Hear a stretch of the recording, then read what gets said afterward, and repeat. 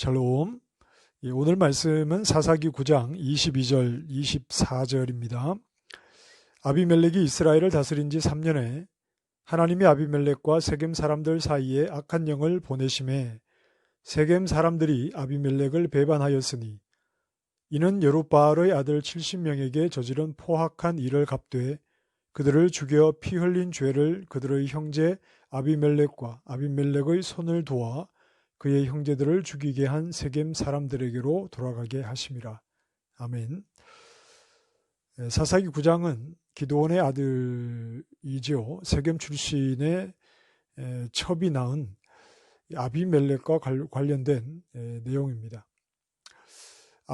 기드온이 죽은 후에 70명의 아들이 있었는데 아비멜렉은 이 형제들이죠. 이들을 한 번에 죽입니다.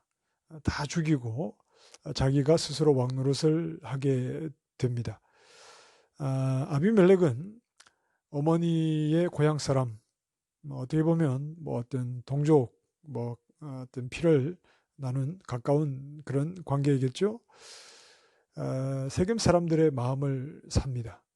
어떤 자기의 정치적인 야망을 좀 가지고 세겜 사람들의 마음을 사서 그들로부터 받은 일종의 정치 후원금이겠죠.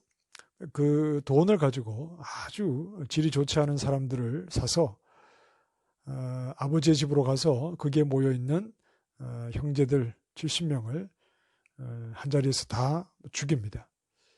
이 자리에서 가까스로 기드온의 막내 아들 요담이 살아남습니다. 그 후에 요담이 이제 그 그리심산 꼭대기에 올라가서 큰 소리로 세겜 사람들에게 말하는 유명한 그 나무 우화가 이제 나옵니다.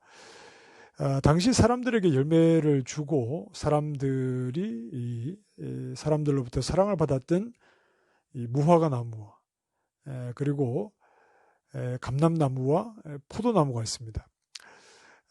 나무들이 이 나무들에게 가서 자기들의 왕이 되어달라고 요청을 하지만 이 감람나무, 무화과나무, 포도나무는 자신들이 나는 열매로 하나님께 영광을 돌리고 사람들에게 기쁨을 주는 이 일을 계속하기 원한다.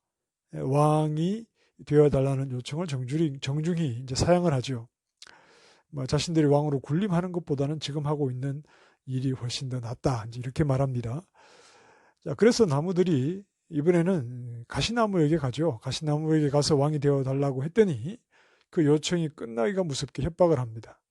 모두 내 그늘로 와서 쉬지 않는다면 화가 임할 것이다. 이렇게 협박을 하는데 이 가시나무는 바로 왕이 될 자격이 없었던 이 아비멜렉을 가리켜 하는 말입니다.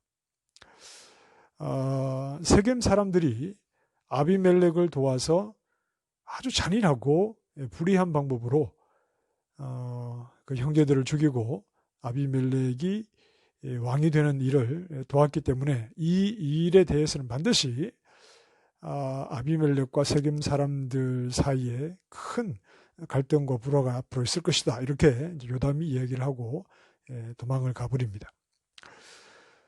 아비멜렉은 하나님이 세운 사사가 아닙니다.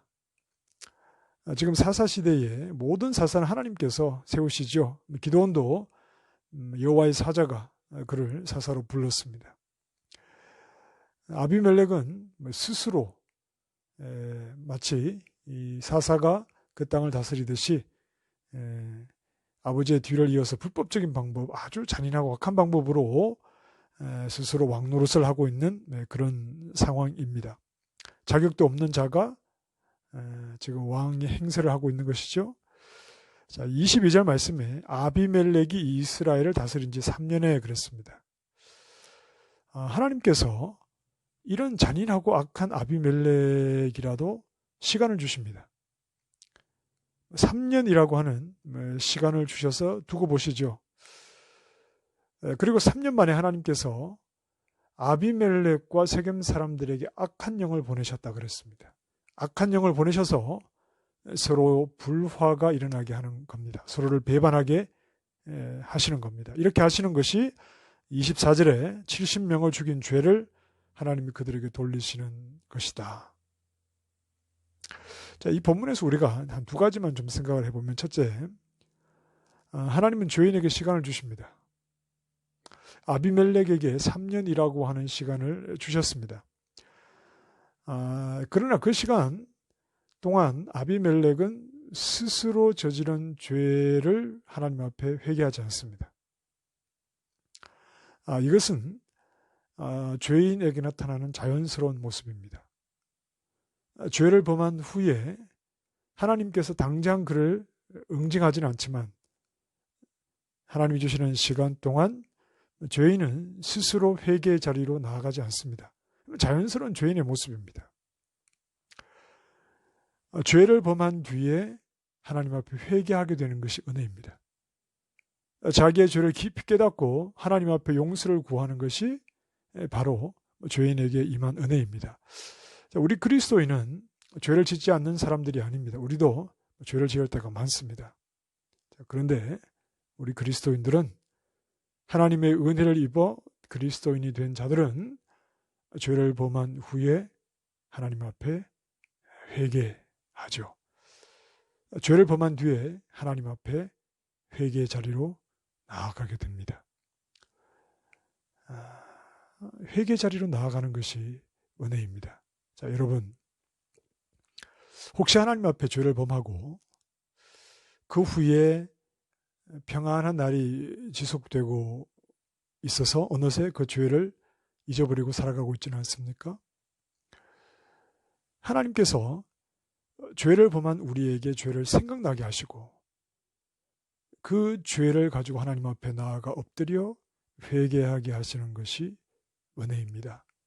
하나님의 은혜 가운데 있다면 혹 하나님 앞에 범죄하고 또 미루고 있는 회개가 있다면 하나님 앞에 하루속히 나아가 죄를 미워하고 하나님 앞에 죄송한 마음으로 회개하는 시간을 우리가 가져야 되겠습니다. 자, 또 한 가지, 악한 일에 야합을 하지 말아야 되죠.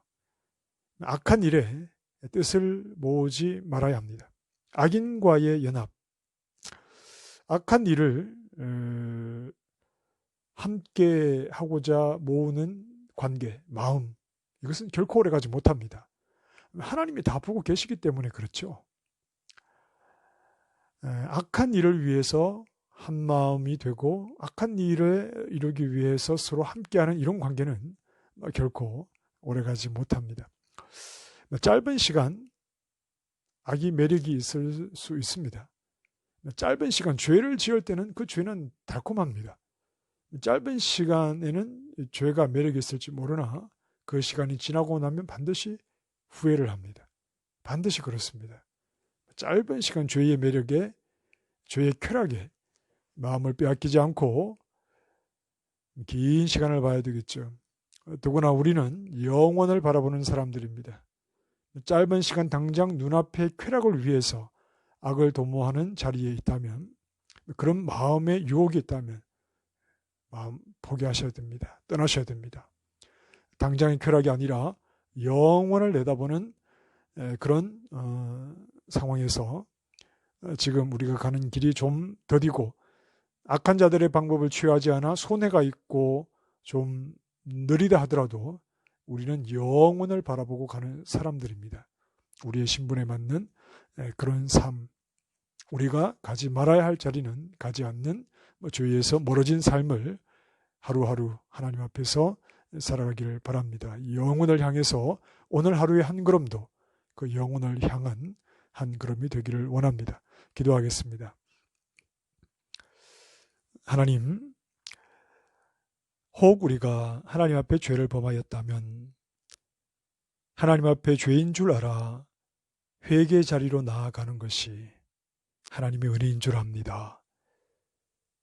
우리가 연약하여 죄를 범할 때가 많으나 하나님 은혜 안에 있으니 순간순간 하나님 앞에 엎드려 회개의 눈물을 흘릴 수 있도록 저희를 인도하여 주시고 영혼을 향해 나아가는 우리 잠시 육신의 쾌락과 죄악을 쫓아가지 않도록 오늘 하루도 우리의 마음을 주장해 주시옵소서. 예수님 이름으로 기도합니다. 아멘.